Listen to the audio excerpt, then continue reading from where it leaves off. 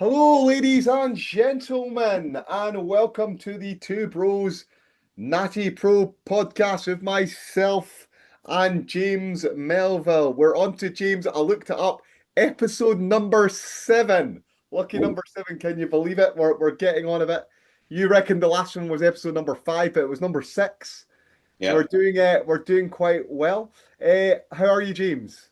I'm great. Everything's coasting along nicely. Obviously, deep into prep, and I think actually a good topic today. Once we get into it, Hmm. we'll be sort of discussing the two different approaches that we have had. We've kind of had this alignment with prep phases and then deviation, Yeah. that sort of fork in the road. But now we're going to try to bring those back into alignment as we push towards the show. So we can maybe discuss that today. But yeah, look, as anybody knows, whenever you've got really good continuity with your prep, you kind of conform to just really good habits that allow you to really Mm. manage all of the what we perceive as the negatives of prep, maybe sort of down regulation in terms of energy. For me, I always try to manage my cognitive function because you're delivering so much content to clients and athletes. You need to be on your game. So I kind of base my prep on how well I'm able to articulate those things. And so far, it has been really good. So I have to say, as preps go, particularly the last maybe 10, 12 weeks of deeper I've got into prep, it's been really, really cool. I've enjoyed it.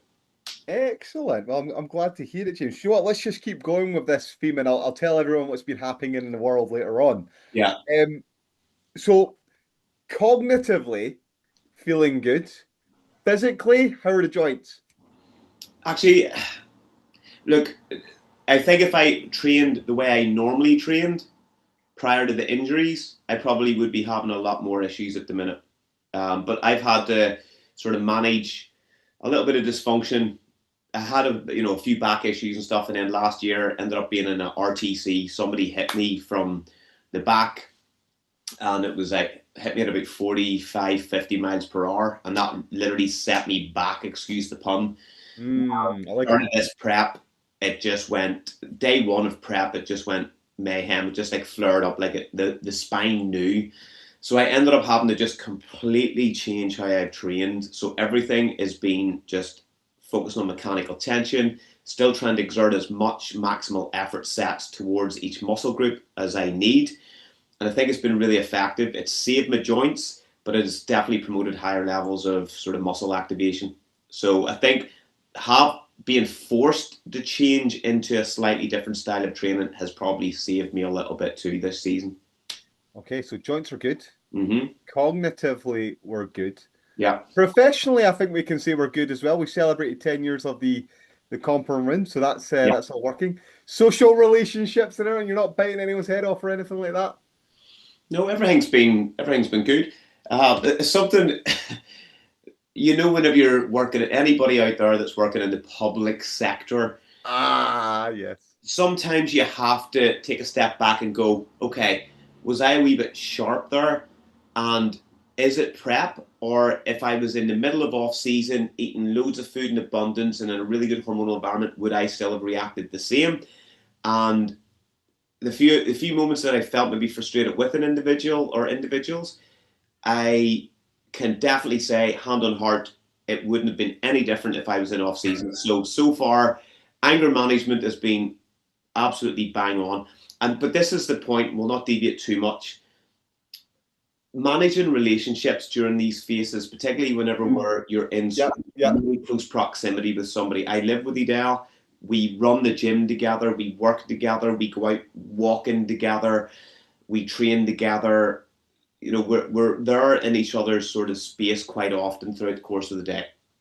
These are so similar, James. These are Yeah. so alike. But it's communicating. So there's been a few mornings that I've actually maybe felt a little bit slightly elevated in terms of agitation, and it Mm, is absolutely okay to say I feel a wee bit more agitated today, even without. It's not even like in the moment where I feel agitated with her. mm. It's just I can feel it in myself. I'm maybe a little bit agitated. I'm potentially at higher risk of being a little bit more responsive negatively to maybe something that somebody says. And I think actually expressing that is a really good, valuable tool instead of suppressing it and then having something really like rattle a cage and Mm. make you react. And I always Yes. it's you can't unring a bell, even if Yeah. you're even if it's in prep and you feel that it's slightly justified or Mhm. whatever. If you've said something inappropriate or said something hurtful, you can't take it back. Mhm. You can apologize for it, but I think sometimes airing it out, look, I feel a wee bit more agitated. It almost like calms your non-conscious a little bit, and you're probably less likely to be reactive in certain moments. It's just a wee tip that I thought that might be helpful for anybody out there who's going through this. Do you know that that's great? That's really good. I really like that, James, what you just said there, because there's a few things going on. Your quote, "You can't unring a bell," is true. Yeah, But if you say to your partner in that moment, "Look, feeling a bit on edge today, so if I'm a little bit more snippy than I normally am, I'm sorry now. I'm going to try my best, yeah, but I'm just feeling a bit more stressed than I normally am." Then yeah, you've got more leeway there, really, with everything. I can tell you a little bit about this if you're interested. let's go. So what's happening here, right, is well, where to start in this story? So when I've measured bodybuilders getting ready for competitions, we can measure a number of different psychometric tests. And one that I've measured with bodybuilders is something called state trait anxiety index, right? So you've got the state and then you've got the trait. These are two different concepts, right? So the state is in response to the moment in time. So it's you get a bell through the door, it's how you react. It's you go out in the street and you're driving and somebody cuts you off. It's you go to the shop to buy a pint of milk and there's no milk there, or somebody bumps into you or something like that. That is the actual state at the time and how you respond, right? So you've got state anxiety and how anxious you get in the moment. Yeah. And the better regulated you are, the less anxious you're going to get, right? The other thing is trait anxiety, okay? That is indicative of your personality. That's how much just general anxiety you've got as a person, right?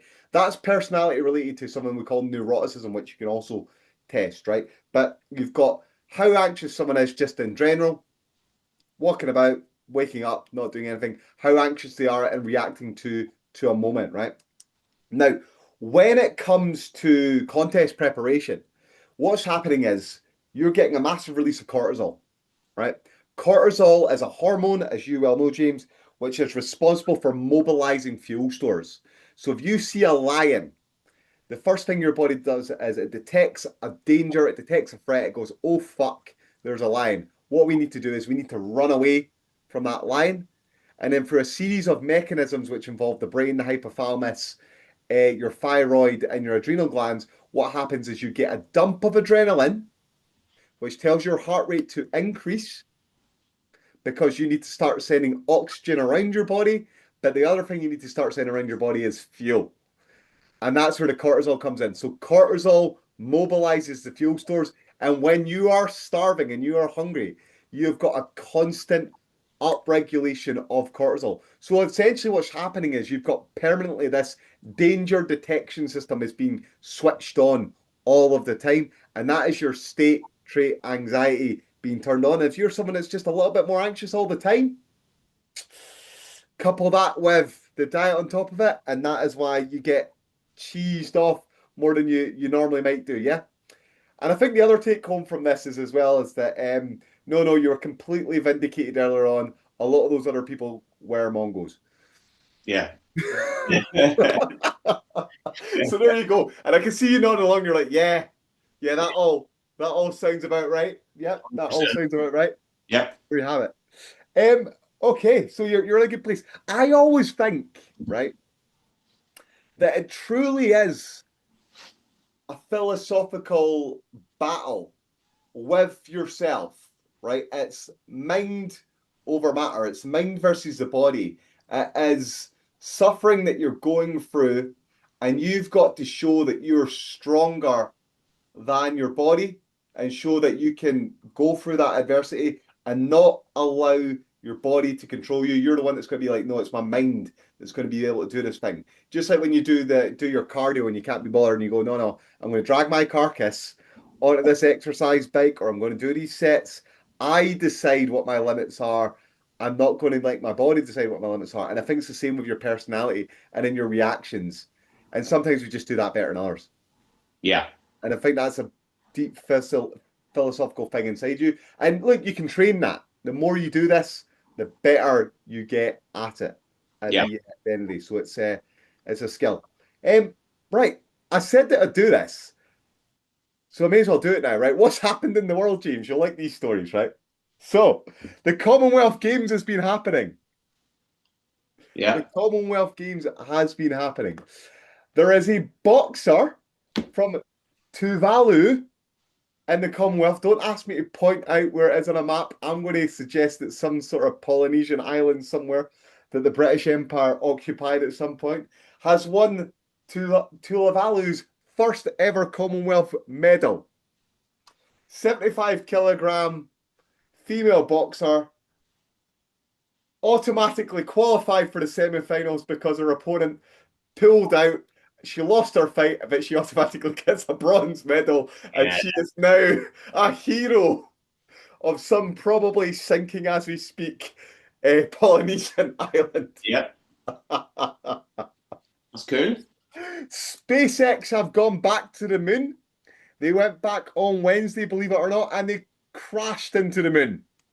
So there you have it. So that's their first foray into having rockets go to the moon. Obviously, NASA went there earlier on this year, and it looks like our head of FIFA, you know, I'm a big football fan, is stepping down after trying to sell the World Cup. It seems to have been an absolute disaster on that particular front. So he's getting the punt because UEFA said that they're still going to boycott the World Cup because they've got no faith in this guy. So there you go. There's a few roundups of the news that's been going on. I think I jokingly said that peace was declared again in the Middle East. But we've now got petrol prices going up over £100 to fill your tank. So there you go. Yep. That's the news this August. Well done.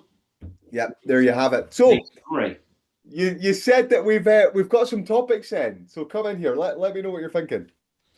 So I think probably a good topic. A lot of people are deep into prep. Yeah. A lot of people maybe have experienced prep, and preparation isn't always for a bodybuilding show. It could be a photo shoot. A lot of people out there. So anybody that's went through this, so it kind of ties in with what you're talking about there. The deeper that you go into deficit, it's controlled starvation. You know, is terminology that people would use. And obviously it is, and I think that there's like these internal alarms once you start getting into really low territory in terms of body fat. Yep. What are the mechanisms? So we'll approach this from two sides. Sure. What are the mechanisms for hunger management? So if we look at food sources, now particularly if we look at it and go, right, your calories have to be X because that is the deficit that you require to lose weight. So there's nothing that maybe that person can change about that metric in this moment. Yeah. But what can they do in terms of food selection that is going to help mitigate some of the symptoms that hunger brings? Okay, that is a great question, and I really like it. So there's a few things here to start with, right? You need to set up some ground rules for a conversation like this, right? And I guess that the ground rules are if you remove cravings from this, because I think it's important to make a distinction, and people don't realize there is something called hunger, and then there's something called appetite, right? And those are not the same thing, okay? So a microorganism, like a bacteria, survives purely to replicate, and it will consume resource in its environment purely to meet its physiological needs, right? Quite complicated. Animals do a similar thing, right? Whereas appetite, that's a hedonistic desire. That is, I fancy having this. I have a craving for this, so I'm going to eat this.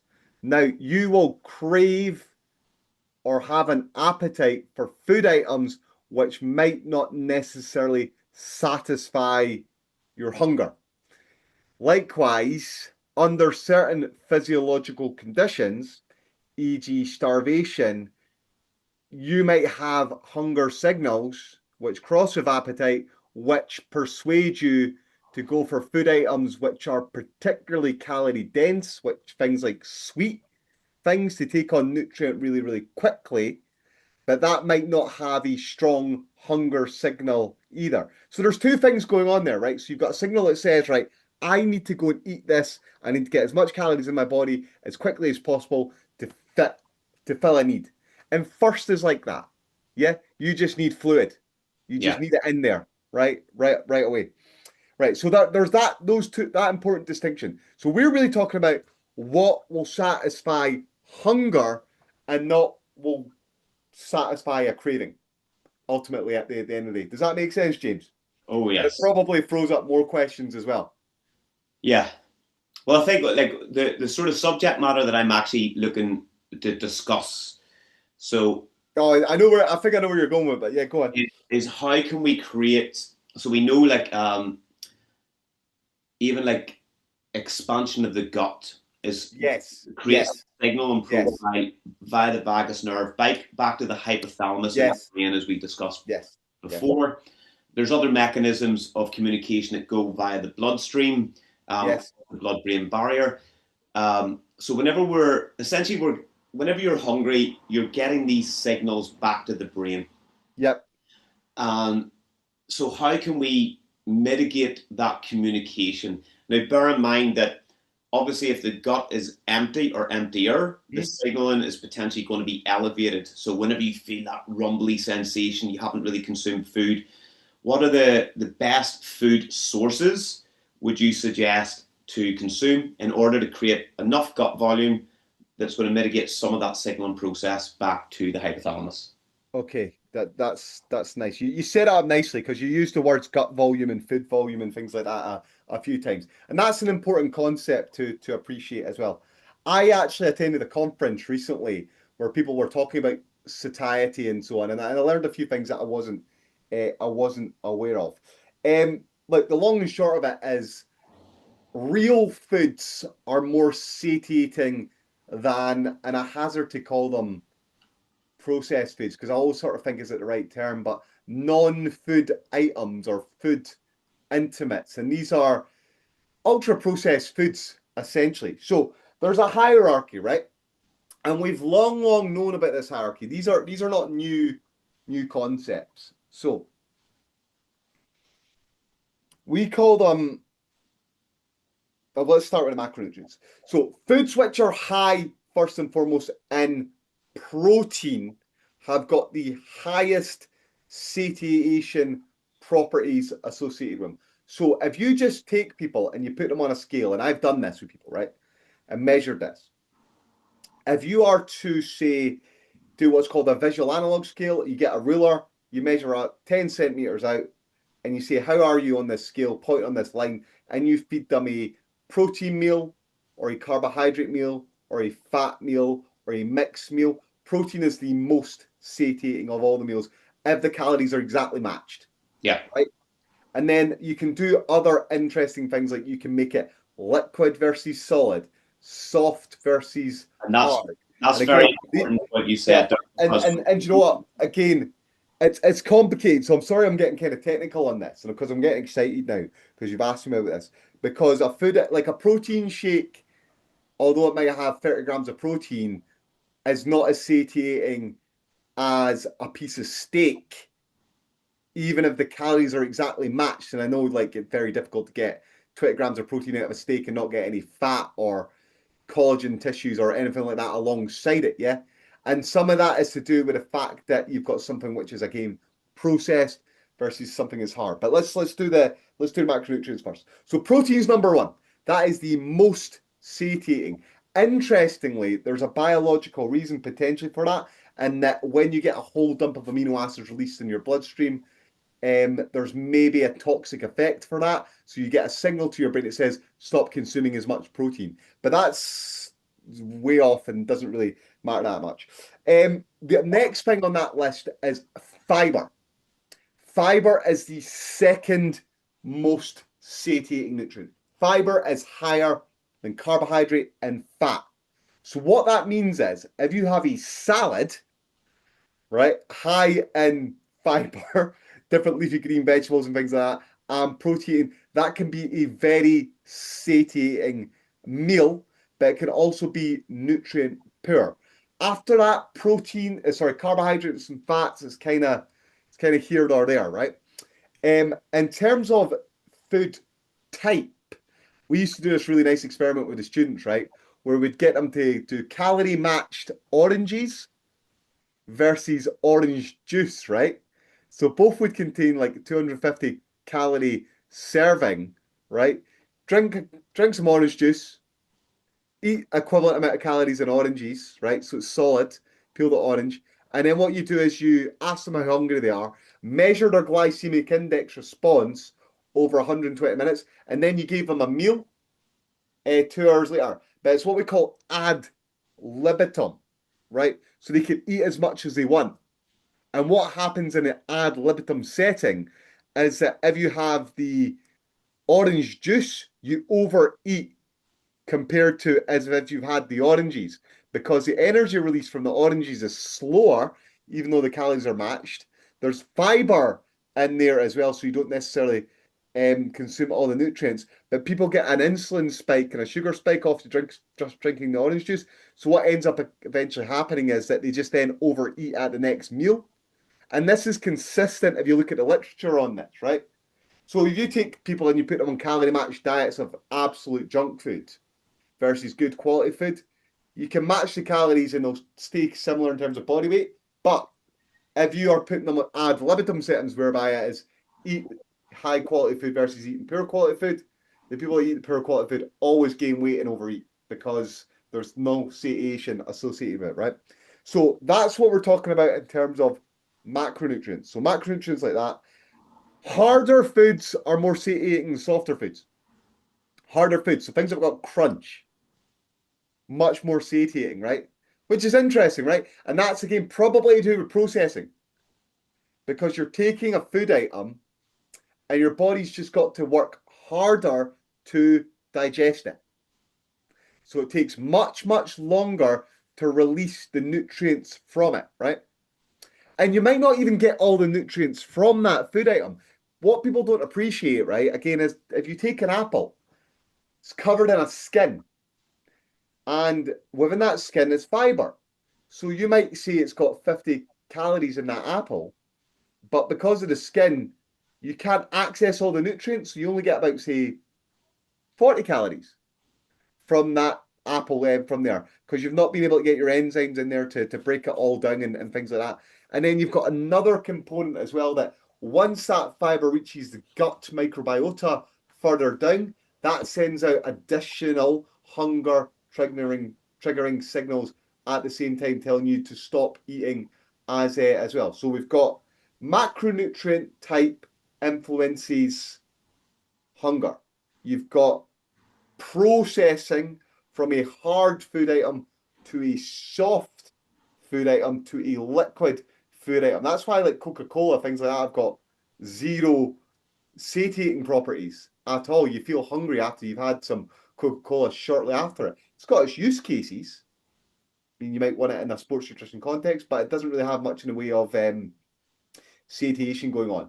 So those are factors that we have to consider to start with. Now, I've talked a lot there. You've probably got a number of things that you want to come in here and discuss, and there's lots of things I've probably forgotten because I've gotten quite excited. But we can pad this out. So what do you think, James? Yeah, like for me, these are questions that I would get from people even that I'm not coaching.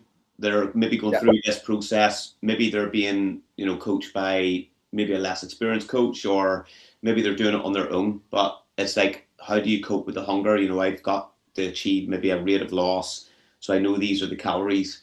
Yeah. One of the things I discuss with like there's a correlation in terms of your circadian rhythm. We talk about the sort of body clock. Yeah. So yeah. whereabouts there's highest potential peaking naturally of the hunger hormone is actually in the evening. Mm-hmm. And so people just think it's simply this. It's like, oh, I've been busy all day. And the reason why that it's spiking is because I'm not occupied and my brain's now thinking a little bit more about food itself. And I'm like, but there's a natural correlation with a lot of readings are low ghrelin production in the morning, higher in the evening. And so my advice whenever people are going through those symptoms isn't it's not always about trying to keep your brain busy or occupied or distracted. Instead, if you've got 2,000 calories that you're consuming throughout the course of the day, make sure that you're allotting quite a significant portion of that total quantity later in the evening to try to mitigate whenever that hunger hormone is going to be at its worst or at its highest, therefore. And I always think back to my mum had a dog years ago, and at 2:59 every single day, that dog would bark because it knew that it was meant to eat at 3 p.m. And that's not a word of a lie. It was on the money. My parents got up at the same time. They went to bed at the same time, and they fed the dog at the same time every single day. And so it's not just humans that'll have these body clocks. Animals can have that sort of same experience as well. Yeah.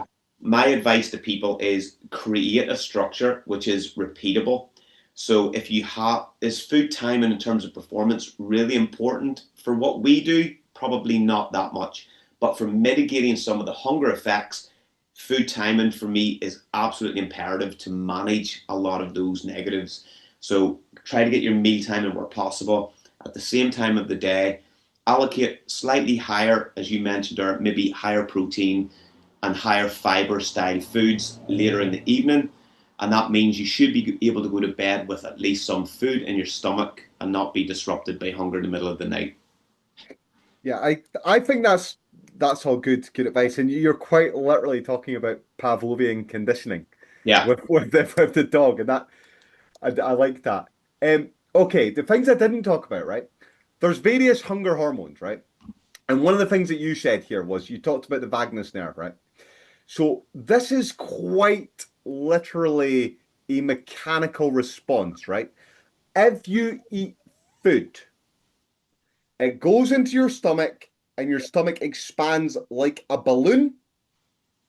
You get a neurological response to that, e.g., your body detects, your brain detects, oh, the stomach's expanded. We need to send a signal to the brain to tell it our stomach is full. Let's stop eating. Right?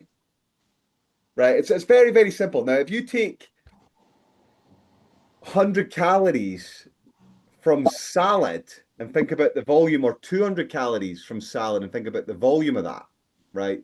Really hard to get 200 calories from salad. Even if you ate a full lettuce, I mean, how many calories are in a full lettuce, right? And I don't even know, right? Someone can tell us. But again, compared to say getting 200 calories from a chocolate bar, very small amount, or from a sports drink, very small amount. In fact, if you drink that sports drink, that'll go straight into the stomach. You'll get zero expansion of your gut at all. So again, if you want to select food items which will make you feel full and satisfy hunger, then food volume is yeah, important, right? Really, really important from that perspective, right? So that means filling up in veggies is an effective strategy to manage the hunger. Now, again, I mentioned already fiber being satiating, right? Again, it's satiating because you've got that food volume component to it, right? You've got that on there. After that, right? And again, you can measure this stuff. There's full scientific journals which are dedicated to this sort of stuff.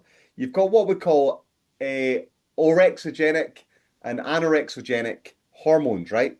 So these are hormones which stimulate your body to eat food, and then you've got ones which will stimulate your body to not eat food, right? Main ones you've got are leptin, ghrelin, CCK, PYY, and then you've got GLP-1. That's the famous one that's doing the rounds at the moment, right? Now, GLP-1, right, tells your brain to stop eating. That gets triggered and that is released in response to a meal, right? That is actually only a short-term hormone, right, or peptide. Very, very short-term half-life. It's been engineered by pharmacists to have a very long half-life, so it can be really, really effective. I think originally they extracted it from Komodo dragons, James, which is kind of cool, right? yeah. I think they've also used it like dogs as well, isn't it? Yeah. That's right. Now the other ones you've got again are leptin. Yeah. Leptin is a more sort of longer term regulator, right? So leptin is released from your adipocytes. That is your fat cells. Fat cells store lipid. Lipid is fat.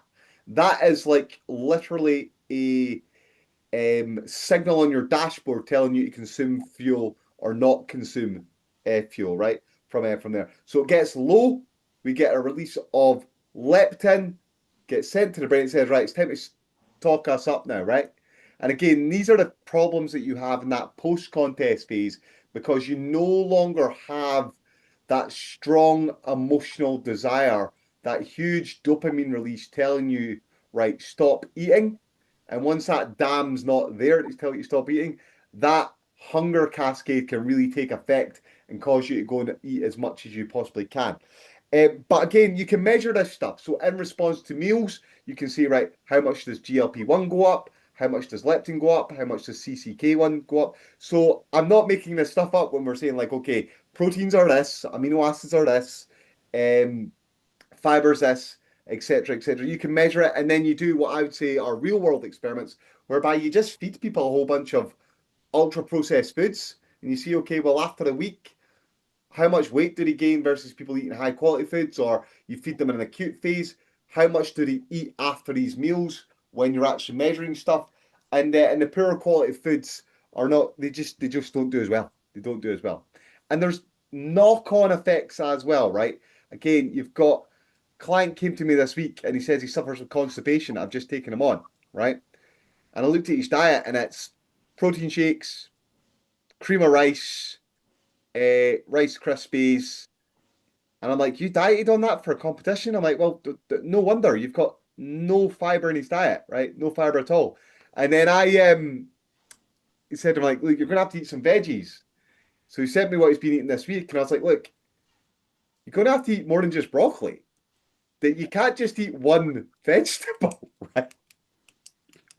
Not only do you not need different sources of vitamins and minerals, but you need different types of dietary fiber as well, because some dietary fiber is more satiating than other dietary fiber, and it has positive and negative effects on the body, right? So yeah, higher food volume, higher food quality, timing the nutrient intake. These are things in which can allow you to stick to a plan more effectively, notwithstanding appetite, which might be a physiological thing, and that's a conversation about adherence at the end of the day. Does that make sense? Yep. Are we satisfied, pun intended, that we've covered that one? Yeah, I think that's good. Yeah. Okay. Okay. Just trying to be obviously relevant to people that are maybe going through these sort of phases. Um, so the two sides that I was talking about was one, if you were managing your own food sources, what could you change to mitigate some of the effects? Oh, right. That's good. Right. So we have, as you talked about, if you've got the choice, because some people are being coached, so they're being allocated the food sources by the coach, so they're literally just following the script. So there's two sides of that. If you were writing your own script, writing your own nutritional blueprint, I would be saying meal timing. I would be looking at making sure that maybe a slightly larger meal later in the evening, whenever ghrelin's potentially a little bit higher. And then what you mentioned are soluble fiber, protein, food is going to help, and then creating a little bit more gut volume. So we're consuming things like, as you said, it could be salad, pieces like that there would definitely help. So, and then the other side, so what could people do to improve those symptoms if they were being coached and handed the nutrition, so they can't change anything in terms of food sources or volume unless they communicate with their coach? So like, I think that's a difficulty where if somebody's going to a coach and the coach is allocating them their script, their nutritional blueprint, and it's like, right, I'm eating what you've given me, but I am starving.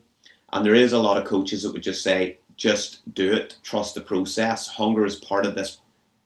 Hunger is part of prep, which it is to some degree. It doesn't mean that we shouldn't try to at least challenge those mechanisms and make it a little bit easier. Yeah, that's all good stuff. I agree in the challenging part. So just very, very quickly, if you've got white rice, have brown rice. If you've got pasta, have brown pasta. If you're having cream of rice, have oats or Weetabix. If you're being allocated protein shakes, eat actual protein sources like chicken, steak, things like that. Yogurt's great as a dairy, but it's soft, it's Yeah, liquid.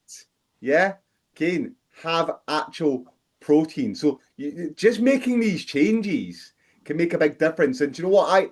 Like you, I speak to lots of people, and people tell me what they're eating with their diet, and then I start to question them and push them a little bit and say, why are you doing that? And why are you not doing this? And why are you doing that? And why are you not doing this? And I can see their eyes, and I can literally see the cogs going on in their head, but I can also see the fear. And they're like, oh, fuck, he's right. I don't know what to do though. And I don't know how to broach this with my coach. And I'm paying money for this. And like I can so how can they have the confidence to go and ask the question? I mean, like I took on a client again, another one, a different one recently as well. And he said, look, mate, I'm loving this approach because like I can ask you questions. Before all I got was just eat that and don't work, just eat that, no explanation. And he yeah, was given such shit food to eat. And it's like this is unfortunately the standard yeah. that you're up against. And look, sometimes it's not the other coach's fault because they don't know, or but should they really be coaching? Different conversation. Yeah, I think like it depends. Whenever you're coaching specific clients, like if I'm prepping you, for example, with your level of knowledge and expertise, you've the coaching experience, you've the practical experience. Whenever I'm going through like even peak weekend, it's a lot about just me communicating with you my ideas, and we're sort of discussing it topical based. Somebody that maybe doesn't have that level of knowledge, if I'm coaching them, I still want to be informing them as to this is what we're doing and this is Mm, why. And the other thing as well, I sent out a message blast to all my athletes that are competing in September, and I've said, right, guys, anybody within the last 6 weeks of prep, there's no food changes. I want to really run the yeah, diagnostics with the food sources that you're using. yeah, We'll try to mitigate any of the sort of hunger. We're trying to retain yeah. as much of that performance and recovery profile as we possibly can. Mm, Ultimately, we just need to make sure that the foods that you're consuming most often, we know you're digesting effectively. So there are maybe going to be some of the components we're going to utilize on that peak week strategy as well as food volume goes up. And that's really important. But as I was saying there, it's about communicating as a coach, knowing who you're communicating with. What is their level of knowledge? What do they need to know even before they ask a question? You don't need to wait to receive a question to give them an answer. So quite often, if you have this design, it takes 30 seconds extra on your voice note back to your client to go, the reason why we're changing this week is because a lot of clients now want to know. And trust me, mm, I started coaching 25 years ago. And whenever I started talking about bicep anatomy to a client in Le Mans Hotel, whenever I was PT there, they turned to me and says, do I really need to know this? They didn't want to be coached. They wanted me to hold a whistle and time them while they did burpees or threw a ball against the wall. They just wanted to come to me to make me work them harder than what they would work themselves. It's a different dynamic now, and we're in a very fortunate place and privileged place as coaches to actually be coaching people that want to know, that want to learn, and that is phenomenal because it'll make you raise your game as well. So you're always one step ahead of your client's knowledge too. So definitely effective. no, no, I think that's again all good stuff. And there's certainly something to be said for having a method as well. But whatever it is that you're doing, it has to make sense, right? There's got to be a good rationale behind it. And one thing we always teach the students is like, it's okay to say you don't know. Like that's you need humility. You need humility. Yep. More questions, James. Go on. Throw one at us. I think, look, I get messaged by a lot of coaches, particularly coaches that are maybe from assisted backgrounds, Yep. and they're coaching natural athletes, and they're sending me Yep. products or supplementation or asking me what is the best fat burner, what is the best natural diuretic, and all these things because they're trying to have tools in the toolkit, which I understand. Mm, So let's discuss the effectiveness of natural fat burners. Do we think that there's any warrant in utilization? And if so, what would be good sources or products that you would maybe recommend? Okay. Okay. This is a good question. I've written up a project to test some actually. I was going to say believe it or not, but you can pretty much believe that, right? Yeah. So fat burners, right? Where to start on this one, right? You can measure fat burning capacity, right? You can absolutely measure this. So what you would do is you're measuring breath by breath analysis, right? So you put a mask on someone and you measure the proportion of oxygen to CO2 in which they're consuming. And if the ratio remains fairly low, um, then they're burning more fat. If the ratio goes up, they're burning more carbohydrate from there, and that's where you get this concept of the kind of the fat burning zone. And then you get something called fat max. It's like a tipping point, right? Whereby once you go past this is your optimal fat burning area, and once you go past this, the amount of fat that you're burning starts to potentially go down. Um, but it's complicated by the fact that as you start working at a higher intensity, even though you might start to burn more carbohydrate, if you're burning more energy per minute, then the relative amount of fat per minute might be going down, but the total amount might still be very high, right? Which is why, like high intensity exercise, you burn twice the amount of calories, but okay, you go from maybe I don't know, burning 70% at a low steady state and burning 100 calories versus doing, say, 50% fat at a higher state. So the overall amount of calories you're burning is from fat is higher. Does that make sense? Yep. Yep. So you can measure this sort of stuff. You can absolutely measure this sort of stuff. Right now, I'm interested in something called New Zealand black currant, which has got polyphenols in it, anthocyanins, particularly concentrated ones. And people have done experiments whereby they get you to walk on a treadmill with a slight incline, and what happens is they manage to find that actually versus a placebo, you're able to obtain at the same relative intensity higher fat burning, right? You can absolutely do that. So there's a lot of studies that show this. So it works with caffeine, for example. It works with calorogenic acid, which is in coffee. So coffee contains this and caffeine, right? So this increases your fat burning as well. The other thing is as well as you see this in steady state cardio first thing in the morning. So when you first wake up without having a meal, your capacity to burn fat is actually higher as well, right? The problem with all of this stuff is though, again, it's in relative terms. If you take it acutely, you see, okay, there's more fat burning taking place. But if you look at, say, an 8 week study of them taking the dietary supplement, do you see more fat loss? And invariably, you don't.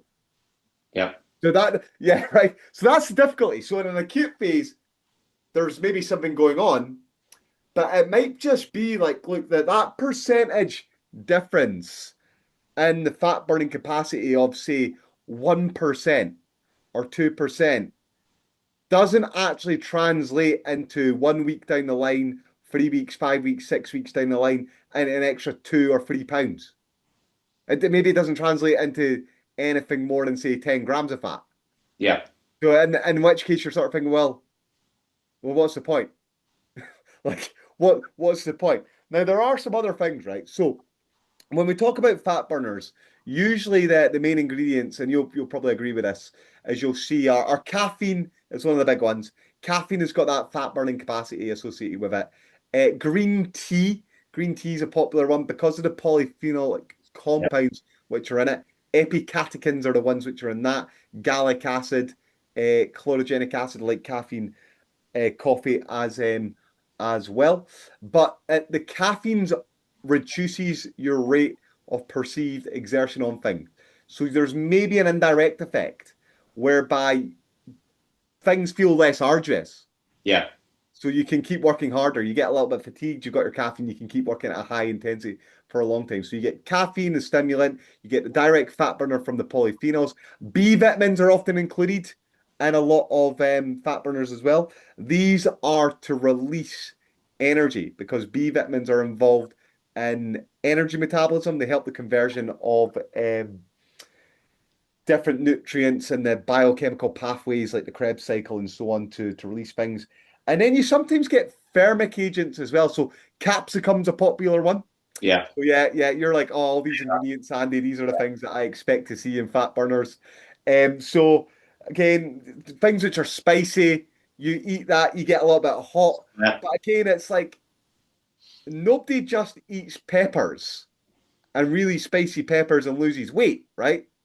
So you think, okay, I'm getting hot and burning fat, but actually, no, right? Yeah. Not, not in reality, right?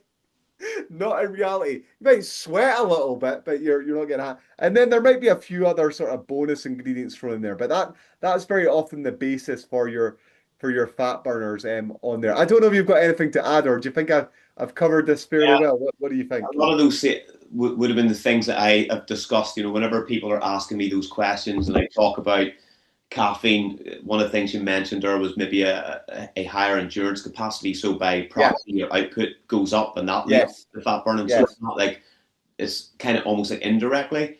Uh, Yeah.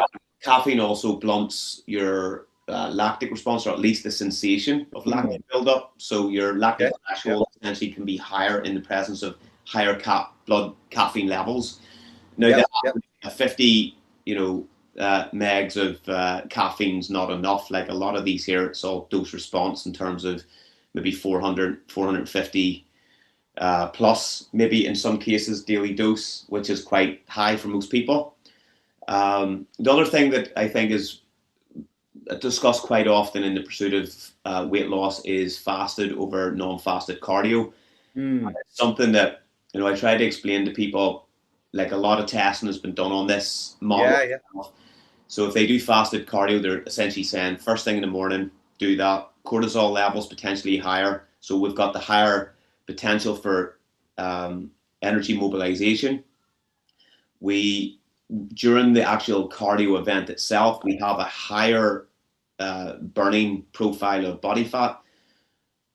But if calories are equal throughout the course of the day, the total net amount of fat burnt will be the same. Yeah. 100%. So That's it. for me, then we have to look at what out of those two models, fasted or non-fasted. So we talk about the indirect Yeah. of these things. So if you feel more energetic with a Yeah. fed, slightly fed, and do your cardio, then by proxy that is going to result in higher metabolism because you're going to burn more Yeah. calories because you're going to be able to go level 17 on the cross trainer for a little bit longer or for a higher RPE than what you would fasted with a lower energy profile. So for me, I always say to people, if you feel great with fasted, Yeah. fill your boots, but don't think that you are weaponizing something extra by doing that. Yeah. If I was to do it, I would always select fasted because I don't like feeling particularly hungry. I'm quite happy to feel fueled. I think there's also that psychological element for me. If I feel fueled or there's food in, then I end up being more energetic. So again, this is a fascinating conversation because like people arrive at the right answer, but for the wrong reason Yeah, sometimes, right? And again, that this is the difference between knowledge and wisdom, right? I think that's that classic sort of comment about knowing that a tomato is a fruit, but knowing not to put it in a fruit salad, right? yeah, Um, a very similar analogy, again, if you'll keep indulging me, is people that eat breakfast are typically healthier weight and lose weight, right? More effective than people that don't eat breakfast, right? However, on randomized control trials and things like that, where you control the calories and everything like that, people don't do necessarily any better eating breakfast versus not eating breakfast. yeah, It's just one of those things, right? Like when you match the calories, if you match that, it doesn't necessarily matter. On the fasting thing, the only thing I say is when you wake up first thing in the morning, again, that's when I like to do my cardio as well. Just practically, I just get it done outside the way. You are in a state of negative nitrogen balance. Yeah. You are in a state of muscle protein breakdown. And until you get something to kickstart that muscle protein synthetic machinery, then you're going to be continuing to be in muscle protein breakdown. Now, you will largely utilize fatty acids, right? Yeah. Because you've got a large fatty acid reservoir. You have also got stored glycogen in your liver to maintain your blood glucose levels, and then you've got your muscles, which are going to be utilized, which have got some stored muscle glycogen as well. But there's maybe a small risk of losing a little bit of muscle mass. So if there's a time to use branched chain amino acids, probably a time like that is the time to use them.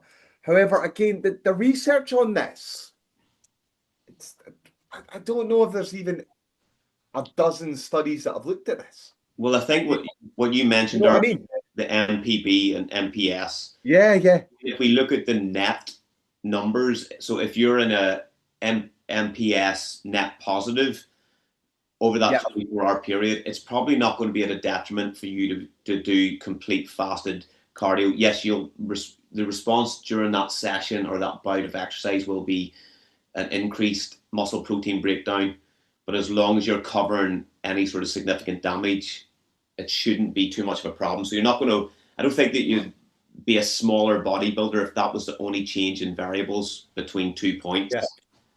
Do you know, see 10 years ago, James, I'd have been like absolutely against you, being like, no, no, no, you have Yeah. to, you need them. But see now, I'm just like, I don't know. I No. genuinely don't know. And it's probably the sort of thing that I could change my mind on 2 or 3 times in the same day because I don't know the answer to Yeah. this particular question. So I'd love to see some good research being done on it because it could be the MPS over 24 hours Yeah. actually what matters, Yeah. even that sleeping period. And there used to be this idea that we should all be having casein shakes before we go to bed because that's going to keep muscle protein synthesis going overnight, and that's really what we want to do. Incidentally, there's a strategy to help you stay fuller for longer, just the type of protein you're going to have. But I don't know how much of a difference it really makes.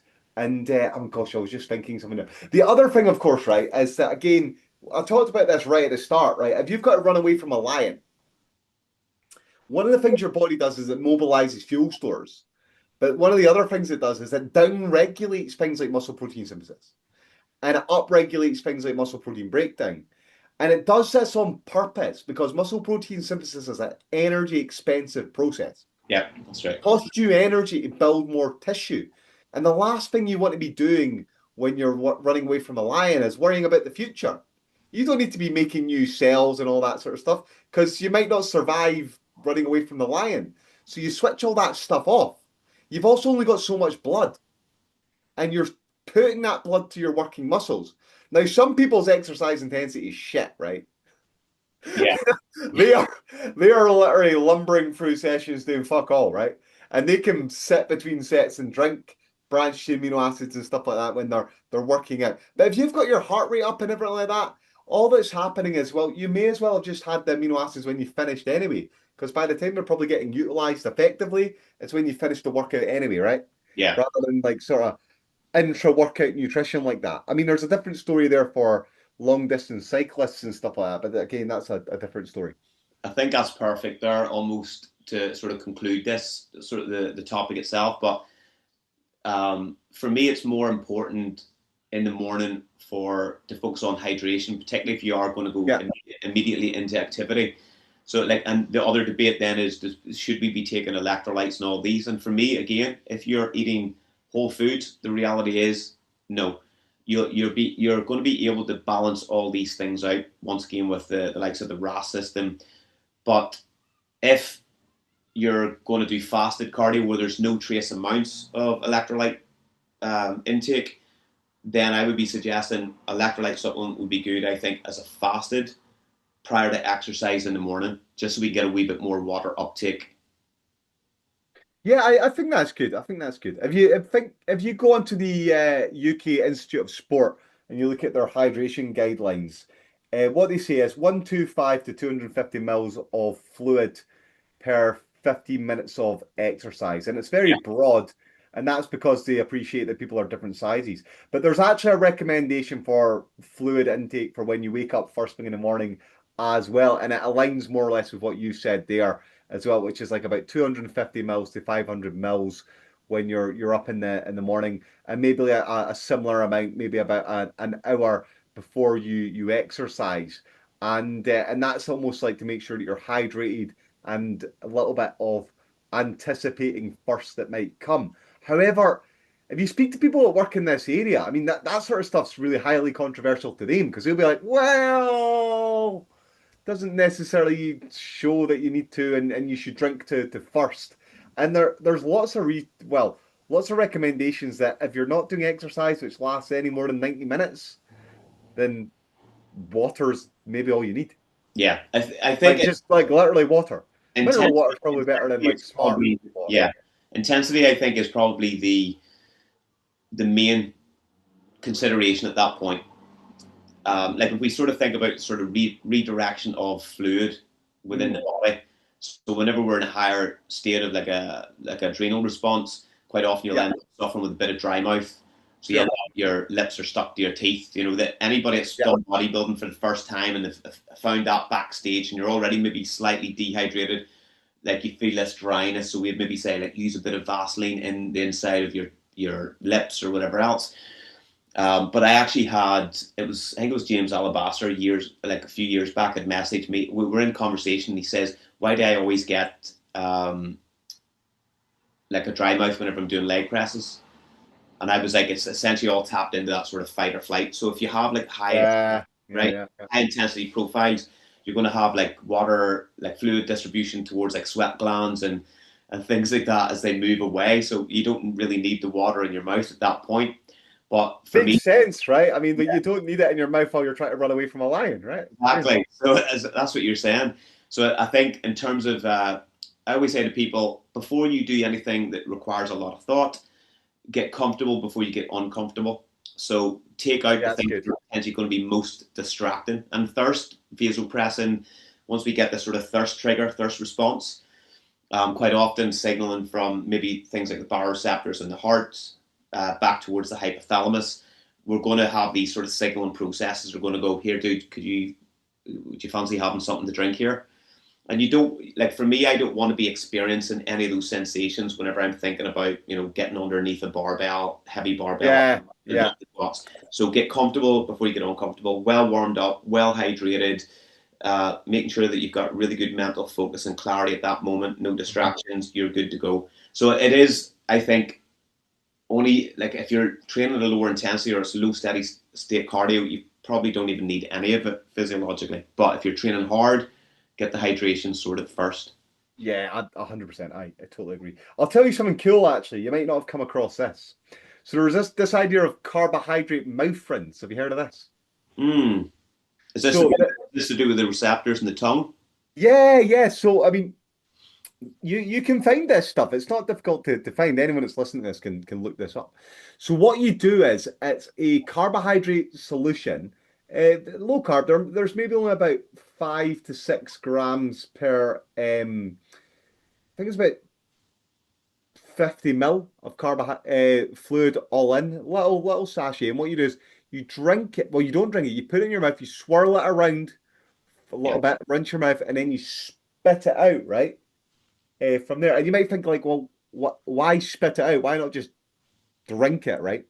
But effectively, what you're doing is, as you say, is you've got receptors in your mouth which detect the carbohydrate, and what it does is it reduces your rate of perceived exertion. And I remember being at the ISENC conference, the International Society of Exercise Nutrition, I think it is.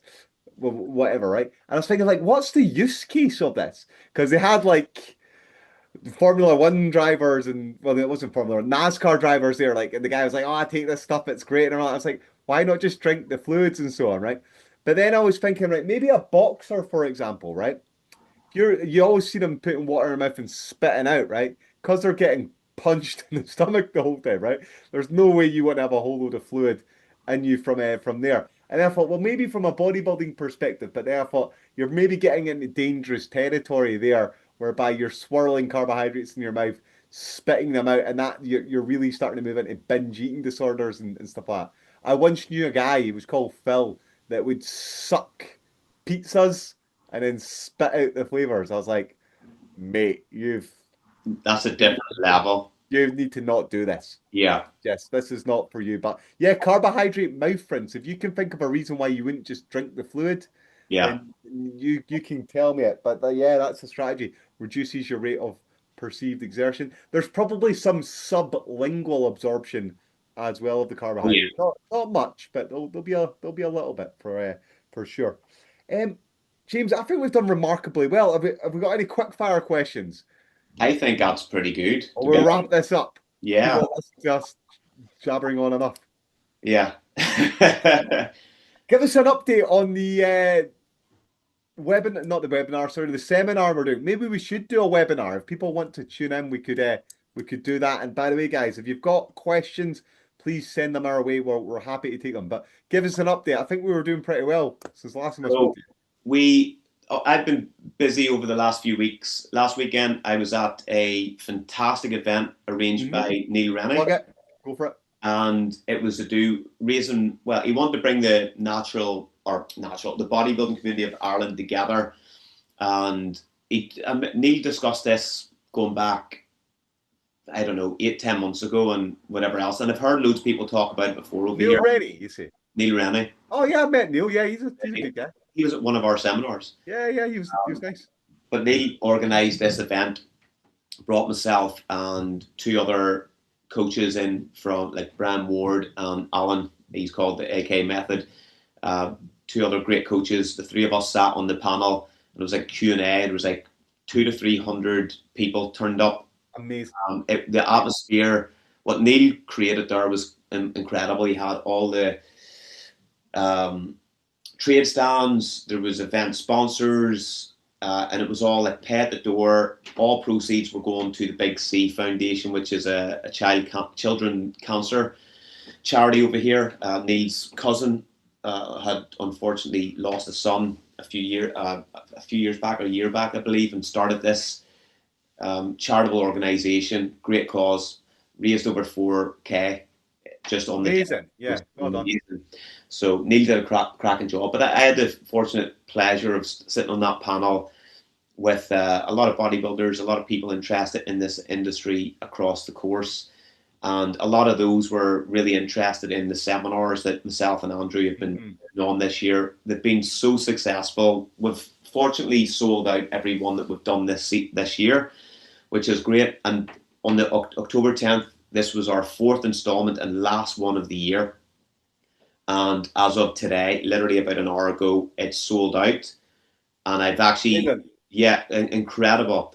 And I actually have some more people who have been messaging about either can I get squeezed in, or if you're adding a second event, can we look at it? And I says, look, guys, anybody that's interested in this, me and Andrew will discuss this over the next couple of days. And if we think that it's doable, we'll put a second event on. If we think it's doable and there's a couple of extra people, if we can squeeze you into that first group, we'll do it. We'll try to accommodate it, because this will be the last event of this year. So thank you to everybody that's supported us so far. The feedback has been class, and it's been amazing for me and Andrew to be actually working together in delivering these concepts to coaches, athletes, just really, really cool, high energetic people. Yeah, that's amazing news. So great to hear that we've sold that out. That's absolutely awesome. Guys, we'll do these again, as we say, next year. Um, but we can put on webinars on any topics that you want. Sorry, seminars and workshops on any topics that you want. So we've got a series of ones that we've put on designed around contest prep. But if you want us to put on specialist ones on dietary supplements, the colonic gut microbiota, hydration, I mean, we can do anything you want. You just let us know and we can put together content on it. I'm fortunate, and James is fortunate that we've done this. Oh gosh, between us, James, probably about 50 years. Yeah. So Yeah. it's mad when you think about that, right? Yeah. Um, so we've No. got plenty of teachings and learnings that we can obviously share with you guys, which can help you all be better coaches and everything like that. Let's wrap this up, James. So Heart of it. Oh, go on then. before we wrap it up, so anybody watching this, we run these this year. There was four segments covering the different topics. We discussed this last week. Living in the middle. I went through pretty much all the anatomy from the whole body. We're finishing off with arm and calf anatomy and training concepts at the last one here in October. I went through all the other body parts. Andrew's had great topics from living in the middle, off-season strategies, walking the line, prep strategies, and how accuracy plays in a bigger role in terms of getting you ready for the stage. Peak week was the last one, which was Yeah. incredible. And Andrew's going to be discussing post-show phases. This will complete four sides, in my opinion, of the same coin, of the bodybuilding coin, right? Maybe it's a dice or something. I like the coin because we'll four sides of the coin. We'll call the edges, yeah. So it's been great topics, loads of takeaways for people. If anybody, we are going to run these next year again, the same four, but we're also going to do advancements on those. So it'll be like part two of each of those, where we'll delve in a little bit more into the molecular elements, the smaller. Well, if they want the science and detail, we can go into it. Like, so anybody that's interested in any of those four that we'll be putting them on next year, you can send us a DM, leave us your name and contact details, and we'll put you on a mailing list whenever the dates are set for those for 2027. Brilliant. Well, there you have it. James, Heart of Midlothian are playing Benfica in the Europa League. That's an absolute spanking waiting to happen. Yeah. And I'm going to go and watch it. Nice. We're getting humped. So, on that bombshell, James, where can they find you before they go?